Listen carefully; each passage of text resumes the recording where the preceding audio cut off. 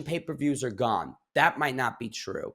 So here's what Mark Shapiro said on Monday. He said the pay-per-view model is a thing of the past. What's on pay-per-view anymore? Boxing, movies on DirecTV. It's an outdated, antiquated model. So it was paramount to us, forgive the pun, when it's one-stop shopping, especially for our younger fans in flyover states. When they find out, what if I just sign up for Paramount Plus for $12.99 a month and I'm going to automatically get UFC's numbered fights and the rest of the portfolio?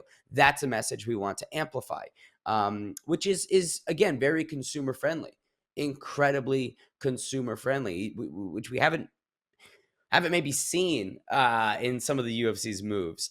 Here's what Dana had to say. He said, I think all these streaming services, no matter who they are, have to be involved in live sports. Any type of sport, you have to watch it live. Nobody's going to watch a taped or delayed sporting event. So yeah, I think they all have to have it, which is fair. You know, you've got interest from Amazon Prime and live sports where their deal with one championship came out of. You have Hulu getting into live sports. Obviously, Netflix has been experimenting with the live events in combat sports more so than maybe others, with the Jake Paul boxing fights, the most valuable prospects events, and of course Monday Night Raw, the WWE.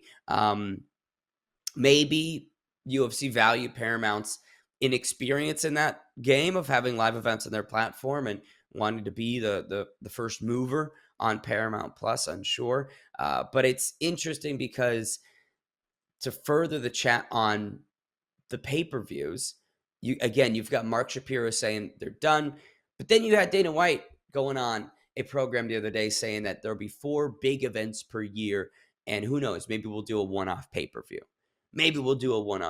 Which gives kind of mixed signals.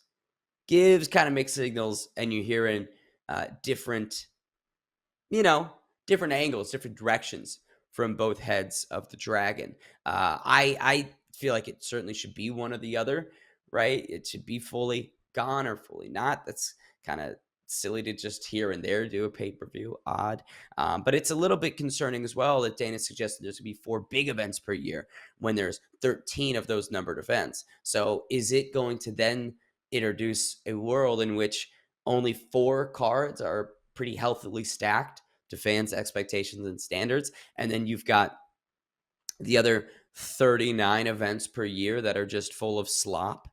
That's kind of the concern here, is the onus is not really on the UFC at the moment to put up a good product or a product that is made up of exciting action fighters that fans love.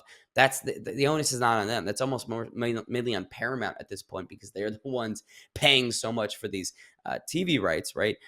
They should maybe put the foot down and go, no, we need this per card. We need an X amount of standard. But I don't think that that's going to happen. So what could happen with this deal is you get 43 events per year on Paramount Plus. Great.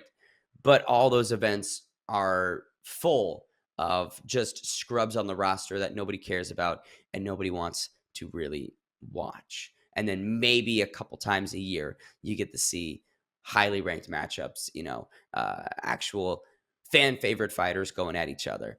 That might be the world in which we're slowly and surely moving to. At least that's what, the UFC's moves would indicate, right? How they're playing chess. You can just sort of see, hey, they want as wide of margins as possible, which means why not plug all these guys on 10-10 contracts in these events? Because one of the easiest ways to assure that your margins go up is make the salaries and wages go down.